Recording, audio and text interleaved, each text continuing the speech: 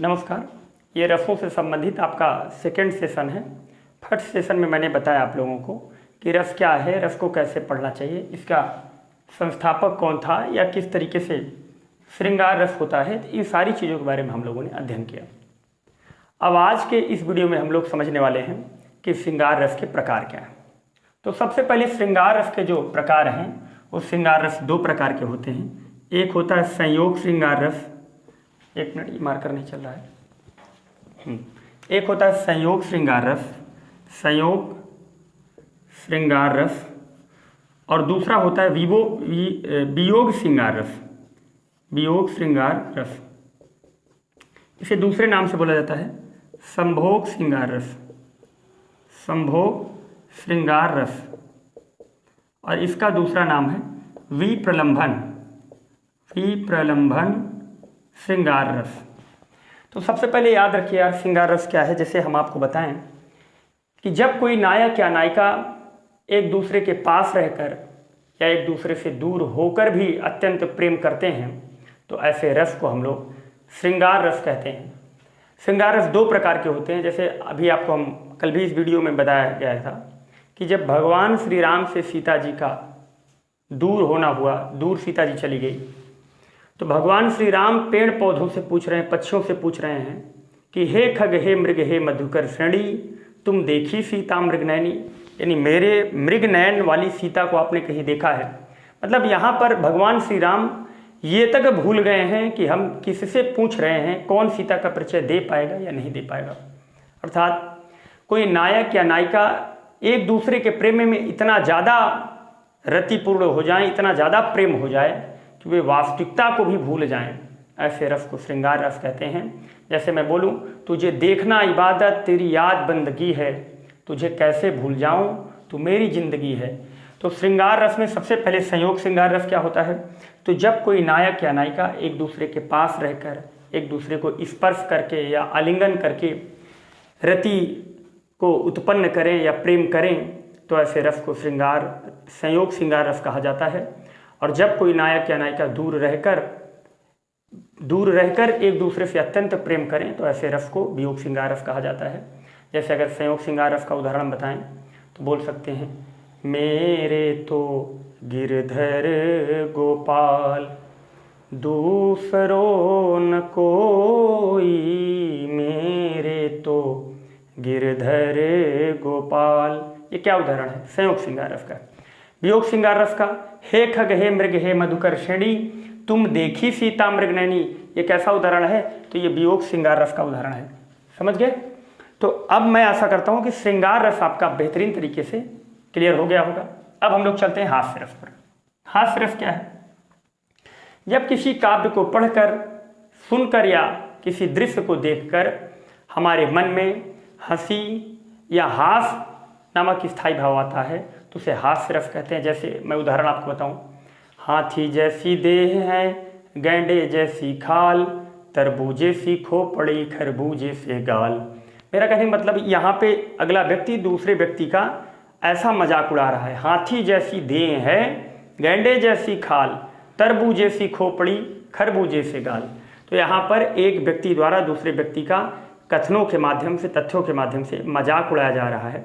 तो यहाँ पर भी जो स्थायी भाव जागृत होगा वो हास्य या हंसी होगा। ऐसे उदाहरण को ही हम लोग श्रृंगार रस बोलते हैं। जैसे एक दूसरा उदाहरण बताएं तो मैं बोल सकता हूँ कि ऐसी वाणी बोलिए तुरंत झगड़ा होए, उसे झगड़ा ना करा जो तो से तगड़ा होए। ये भी उदाहरण किसका है, हास्य रस का है।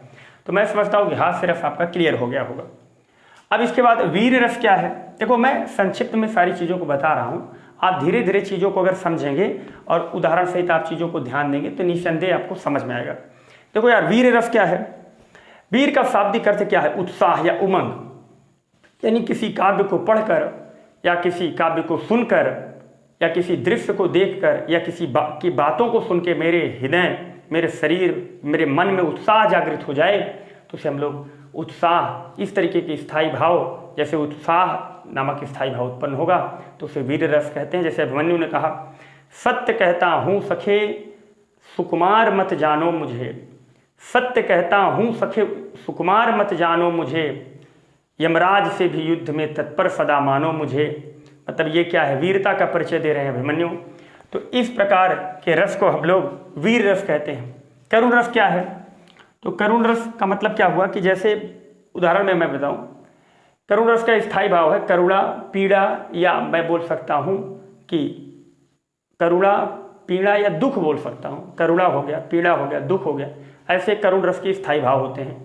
यानी जब किसी काव्य को पढ़कर हमारे हृदय में या किसी दृश्य को देखकर हमारे हृदय में करुणा जागृत होती है तो ऐसे रस को हम लोग करुण रस कहते हैं। जैसे जब आपको एक छोटी सी स्टोरी बताएं कि सुदामा जी की पत्नी का नाम था सुशीला।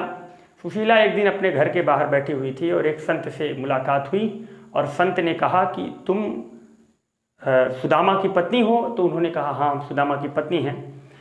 तो आश्चर्य भरी हुई बातों से उन्होंने बताया सुशीला को कि आप सुदामा की पत्नी हो, पता है सुदामा भगवान श्री कृष्ण के यानी द्वारिकाधीश के मित्र हैं और आप उनको बोलो वो जाएं भगवान श्री कृष्ण से मिलें। और मैं बिल्कुल पूर्ण विश्वास के साथ कहता हूं कि अगर वो भगवान श्री कृष्ण से मिलेंगे तो वो इस समय राजा हैं और वो करुणा निधान पुरुष हैं, वो निसंदेह आपके ऊपर कृपा करेंगे और आप क्या ये जो गरीबी है वो बहुत क्षण भर में वो दूर कर देंगे।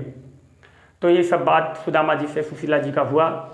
सुशीला जी भगवान के पास सुदामा जी को जाने के लिए कहती हैं। सुदामा जी लेकिन बोलते हैं कि हमारे पास कुछ है नहीं, हम लेके क्या जाएं मित्र के यहाँ।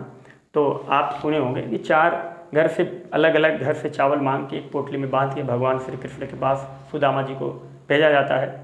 उसमें पत्र में लिखा भी है कि 1 मास द्विपाक में 2 एकादशी होए, मेरे घर गोपाल जू नित्य एकादशी होए। जब इस पत्र को भगवान श्री कृष्ण ने पढ़ा तो शायद उसमें प्रत्युत्तर भेजा है कि होनी सी जो हो गई अब ऐसी ना होए, भाभी तेरे भवन में नित्य द्वादशी होए। यानी भगवान श्री कृष्ण से जब सुदामा जी मिलने जाते हैं तो नरोत्तम जी ने यह वर्णन भी किया है, अरे द्वारपालों सुदामा से कह दो।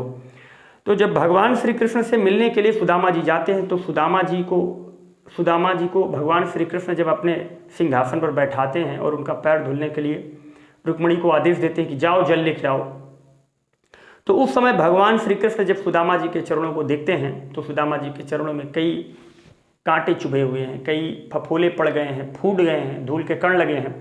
तो वहाँ पे वर्णन है, देखी सुदामा की दीन दशा करुणा करके करुणा निधि रोए, पानी पर हाथों को हाथ छुओ नहीं, नैनन के जल से पग धोए। मतलब सुदामा जी देख सुदामा की दीन दशा करुणा करके करुणा निधि रोए, पानी पर हाथ को हाथ छुओ नहीं, नैनन के जल से पग धोए। मतलब देख सुदामा की दीन दशा, मतलब सुदामा जी की ऐसी अकिंचन स्थिति को देख सुदामा की दीन दशा करुणा करके करुणा निधि रोए। मतलब दुख करके भगवान श्री कृष्ण रोए और पानी परात को हाथ छो नहीं, नैनन के जल से पग धोए।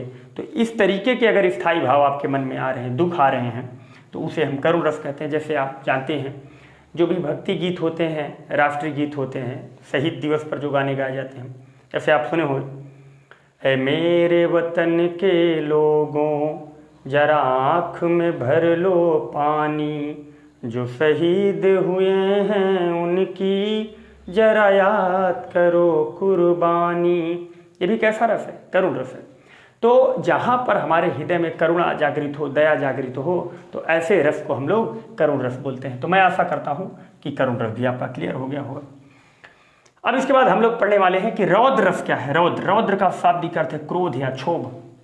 यानी जब किसी काव्य को पढ़कर या सुनकर या किसी दृश्य को देखकर हमारे हृदय में रौद्र यानी क्रोध या क्षोभ जागृत हो, तो ऐसे रस को हम लोग बोलते हैं रौद्र रस। जैसे भगवान, आप सुने होंगे कि सीता जी का जब स्वयंवर था तो जनक जी ने यह ऐलान किया था कि जो शिव जी के धनुष का प्रत्यंछा चढ़ाएगा उसी से सीता का विवाह होगा।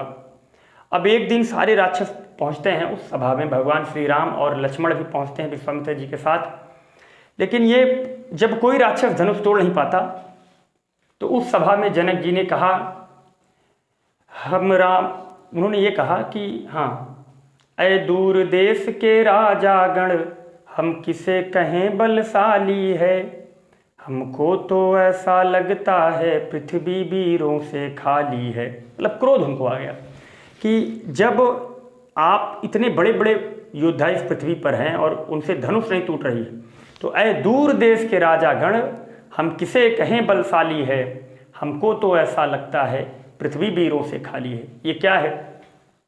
रौद्र, क्रोध, यानी अर्जुन के वचन सुन, या ऐसे है नहीं वर्णन कि अर्जुन के वचन सुन, यानी श्री कृष्ण के वचन सुन अर्जुन क्रोध में बोले। ये भी कैसा रस है? आप बोल सकते हैं रौद्र रस। अब जैसे मैं बोल सकता हूं कि भयानक रस क्या है? भयानक रस मतलब डर या भय। जब किसी काव्य को पढ़कर हमारे मन में भय या डर उत्पन्न होता है उसे भयानक रस कहा जाता है। तो आप यहां तक सारी चीजों को समझ गए होंगे। अब इसके बाद चलते हैं विभत्स रस क्या है? विभत्स रस यानी घृणा। जैसे जब किसी काव्य को पढ़कर हमारे मन में या हृदय में या किसी की बात सुनकर या किसी दृश्य को देखकर हमारे हृदय या मन में घृणा या जुगुस्सा, जुगुस्सा माने भी होता है घृणा ही, हमारे मन में घृणा उत्पन्न हो तो उसे विभत्स रस कहते हैं। अब अगला है अद्भुत रस। अद्भुत रस, अद्भुत रस का मतलब है आश्चर्य या विस्मय। जैसे भगवान के बारे में वर्णन है, बिनु पग चले सुने बिनु काना, कर बिन कर्म करहि विधि नाना, आनन रहित सकल रस भोगी, बिनु बाणी वक्ता बड़ जोगी। मतलब बिनु पग चले सुने बिनु काना, बिनु पग माने बिना पैर के वो चलते हैं। बिनु पग चले सुने बिनु काना, बिना पैर के वो चलते हैं, बिना कान के वो सुनते हैं। बिनु पग चले सुने बिनु काना, कर बिन कर्म करहि विधि नाना, बिना हाथ के वो बहुत सारे कार्य कर सकते हैं। कर बिनु कर्म करहि विधि नाना, और आनन रहित सकल रस भोगी, मतलब बिना मुख की सारी चीज़ों को खा सकते हैं। और बिनु वाणी वक्ता बड़ जोगी, बिना वाणी के वो बहुत बड़े वक्ता हैं। तो ऐसे कथन को हम लोग बोलते हैं कि ये आश्चर्यजनक कथन है, मेरे ब्रेन में या मेरे दिमाग में आश्चर्य रूपी स्थायी भाव लाते हैं, तो उसे हम अद्भुत रस बोलते हैं। बिनु पग चले सुने बिनु काना, कर बिन कर्म करहि विधि नाना, आनन रहित सकल रस भोगी, बिनु वाणी वक्ता बड़ जोगी। मतलब ऐसे आश्चर्यजनक कथन को सुनकर मेरे दिमाग में एक विस्मय हुआ, जिसे हम लोग अद्भुत रस बोलते हैं। अब इसके बाद शांत रस क्या है? जब किसी काव्य को पढ़कर हमारे मन में या हृदय में निर्वेद, या इसे ही हम बोलते हैं संयास, हमारे मन में निर्वेद या शांति का स्थायी भाव आए तो उसे शांत रस कहते हैं। जैसे मैं बोला, जब मैं था तब हरि नहीं, अब हरि है मैं ना आए। मतलब जब तक मेरे अंदर अहंकार था तब तक मेरे अंदर ईश्वर नहीं थे, और जिस समय मेरे अंदर से अहंकार समाप्त हो, यानी जिस समय मेरे अंदर ईश्वर आए उस समय मेरे अंदर का अहंकार समाप्त हो गया, तो इसे हम लोग बोलेंगे शांत रस। अब वात्सल्य रस क्या है? वात्सल्य रस का शाब्दिक अर्थ है ममता या वात्सल्य। यानी मैं बोल सकता हूँ कि जब किसी वात्सल्य ममता में बोल सकता हूँ कि किसी काव्य को पढ़कर या सुनकर हमारे हृदय में अपने से छोटों के प्रति वात्सल्य या ममता जागृत होती है, तो उसे हम वात्सल्य रस कहते हैं। जैसे मैं बोल सकता हूँ, ठुमक ठुमक चलत रामचंद्र जी बाजत पैजनिया। मतलब जब भगवान ठुमक ठुमक के चल रहे हैं और उनके पैर में जो पायल बांधी गई है या पायल पहनाई गई है वो बज रही है, तो ऐसे रस को हम लोग बोलते हैं वात्सल्य रस। भक्ति रस क्या है? भक्ति रस का मतलब यहाँ पे देखो, भगवान के प्रति अगर किसी सेवक का प्रेम है तो उसे भक्ति रस कहते हैं। बाद में इन्हीं दोनों रसों को खोजा भी गया है, ये भरत मुनि के बाद इन्हीं दोनों रसों को खोजा गया है। भक्ति रस का मतलब क्या हुआ कि मैं बोल सकता हूँ कि भगवान जब वन जा रहे थे तो लक्ष्मण जी ने कहा, मोरे सब एक तुम स्वामी, मात पिता गुरु जानो नहीं। इस समय हम आपको ही जानते हैं, मेरे माता पिता गुरु कुछ नहीं है। तो उन्होंने इस बात को बताया, यह है भक्ति रस का उदाहरण। तो इस प्रकार मैंने आपको 11 रसों को अच्छे तरीके से समझाया। मैं आशा करता हूँ कि ये रस आपको समझ में आ गए होंगे। अब हम इसके बाद समझने वाले हैं कि रस के महत्वपूर्ण 4 अंग होते हैं। देखो 2 वीडियो, पहला वीडियो अपलोड हो चुका है, दूसरा वीडियो अपलोड करेंगे, इसको आप डिटेल में समझ लेंगे। तो मैंने संक्षेप में पूरे रस को समाप्त किया है, क्योंकि रस की जो समरी है बहुत डिटेल में भी पढ़ाई जा सकती है, और मैं डिटेल में ही सारी चीज़ों को बताने का प्रयास किया है। जब मैं इस पर क्वेश्चन प्रैक्टिस करवा दूंगा यूट्यूब के माध्यम से, तो सारी चीज़ें आपकी समझ में आ जाएंगी। और रस के महत्वपूर्ण 4 अंग हैं: स्थायी भाव, विभाव, अनुभाव, संचारी भाव। स्थायी भाव क्या है? जैसे एक भगवान श्री राम और सीता एक दूसरे से अत्यंत प्रेम करते हैं, तो जब नायक या नायिका या कोई भी व्यक्ति दूसरे व्यक्ति से अत्यंत प्रेम कर रहा है तो उसके अंदर जब तक वो मर नहीं जाएगा तब तक वो प्रेम नष्ट नहीं होगा। जैसे माता का पुत्र के प्रति वात्सल्य है, प्रेम है, तो ये आजीवन रहेगा, चाहे पुत्र के अंदर कितना भी बेकार स्थिति हो जाए, पुत्र कितना भी बेकार हो जाए, माता का उसके प्रति वात्सल्य रहेगा। जैसे मैं आपको समझाऊं कि जैसे ऐसा भाव या ऐसा स्थायी भाव जो आजीवन समाप्त ना हो, उसे, जैसे ये बोर्ड क्या है, अस्थायी है, सॉरी स्थायी है, और ये मार्कर क्या है, अस्थायी है। तो ऐसा भाव जो हमेशा बना रहे, हमेशा विद्यमान रहे, उसे स्थायी भाव कहते हैं।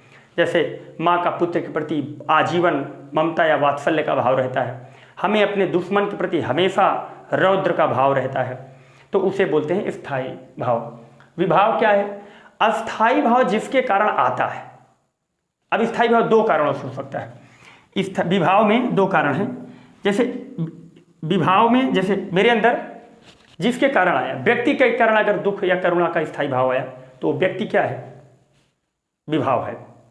और किसी वस्तु के कारण आया वो भी विभाव है। तो विभाव के दो अंग हैं, विभाव के दो अंग हैं। विभाव के दो अंग क्या हैं? आप बोल सकते हैं आलिंगन, आलंबन, और दूसरा उद्दीपन। यानी जब किसी व्यक्ति के कारण आपका स्थायी भाव जागृत हुआ है तो उसे आलंबन बोलेंगे, और जब किसी वस्तु या परिस्थिति के कारण ये जागृत हुआ है तो उसे हम बोलेंगे उद्दीपन। आलंबन दो प्रकार के होते हैं, आश्रय आलंबन और विषय आलंबन। जैसे हमको किसी से प्रेम है तो हम हुए आश्रय आलंबन, और वो क्या हुआ, विषय आलंबन। मतलब ध्यान से समझना, जिसके कारण स्थायी भाव आता है वो विभाव है। विभाव दो कारणों से हो सकता है, एक व्यक्ति के कारण से, एक वस्तु के कारण से। अगर व्यक्ति के कारण से होगा तो वो होगा आपका आलंबन, और अगर वस्तु के कारण या परिस्थिति के कारण होगा तो उद्दीपन होगा। आलंबन की भी दो स्थितियां हैं, एक आश्रय आलंबन, एक विषय आलंबन। जैसे हमको किसी से प्रेम है तो हम हो गए आश्रय आलंबन, यानी उस प्रेम का आश्रय हम ले रहे हैं, और जिससे कर रहे हैं वो विषय आलंबन है। तो आलंबन के भी दो कारण हैं। अब अनुभाव क्या है? आप बोल सकते हैं स्थायी भावों का शरीर पर, शरीर के अंगों पर, या मेरे मन में उत्पन्न स्थायी भावों का शरीर के माध्यम से स्पष्टीकरण होना, शरीर में दिखना, ये क्या है, अनुभव है। जैसे मैं बोल दूं कि मुझे बहुत ज़्यादा करुणा किसी के प्रति जागृत हुई और मेरे नेत्रों से अश्रुपात होने लगा, तो ये क्या हुआ, अनुभव हुआ। मैं किसी वस्तु को देखकर या किसी व्यक्ति को देख के मेरे अंदर वीरता का अनुभव हुआ तो मेरे रोम रोम खड़े हो गए, इसे अनुभाव बोलेंगे। यानी मेरे शरीर पर जो प्रदर्शन होगा संचारी भाव का उसे अनुभाव कहते हैं। सॉरी, स्थायी भाव का मेरे शरीर के ऊपर जो प्रदर्शन होगा उसे अनुभाव कहेंगे। संचारी भाव क्या होता है? संचारी भाव यानी व्यभिचार, व्यभिचारी भाव भी बोलते हैं, इनकी कुल 33 संख्या होती है। संचारी भाव मतलब स्थायी भावों के बीच में छोटे छोटे समय के लिए कुछ और भाव आ जाएं। जैसे हमारा किसी से प्रेम है तो वो स्थायी भाव हो गया, अब वो प्रेम समाप्त नहीं होगा, आजीवन कभी समाप्त नहीं हो सकता, लेकिन उसके बीच में कभी कभी झगड़ा हो जाता है, कभी लड़ाई हो जाता है, कभी कभी हास्य रस आ जाता है। तो क्षण भर के लिए, जैसे मैं किसी जगह से जा रहा था, मुझे लोग डरा दिए, तो वो वास्तव में कुछ था नहीं, मैं डर गया, तो वहाँ पे क्षण भर के लिए मेरे अंदर भय उत्पन्न हुआ, भयानक रस उत्पन्न हुआ, लेकिन वहाँ पे वो वास्तव में बहुत लंबे समय तक नहीं टिका, तो उसे संचारी भाव कहते हैं। जैसे इनकी संख्या कुल 33 है, हर्ष, भय, लाज्जा, ग्लानि, गर्व, उग्रता। तो इस प्रकार मैंने रस का जो है बेसिक फंडामेंटल आपको समझाया। मैं आशा करता हूँ कि आपको पूरा बेहतरीन तरीके से समझ में आया होगा। अगर आपको पसंद आता है तो हिंदी की मेरी फर्स्ट क्लास थी, और आप ज़्यादा से ज़्यादा अगर शेयर करेंगे तो निहित संदेह में जल्द से जल्द आपको ग्रामर पोर्शन पूरा और व्याकरण जो हो गया, मतलब यूपी पुलिस की कंप्लीट हिंदी में इस चैनल पे पढ़ाऊँगा। और 10th और 12th के विद्यार्थियों को भी ये वीडियो निहित संदेह देखना चाहिए, पूरा देखना चाहिए, क्योंकि ऐसा नहीं है कि रस से अगर आपका 2 नंबर का क्वेश्चन आएगा तो मैं आपको उतना ही पढ़ाऊँ जितना आएगा। ये जानकारी है, जितनी जानकारी रहेगी उतना आपके लिए लाभदायक होगा। और जो जो आपके टॉपिक में हैं, जैसे श्रृंगार है, हास्य है, वीर है, करुण है, शांत है, ये सारी चीज़ें आपके सिलेबस में हैं, इनको आप एक बार रिकॉल कर लीजिएगा पेपर के पहले। तो मैं आशा करता हूँ कि वीडियो आपको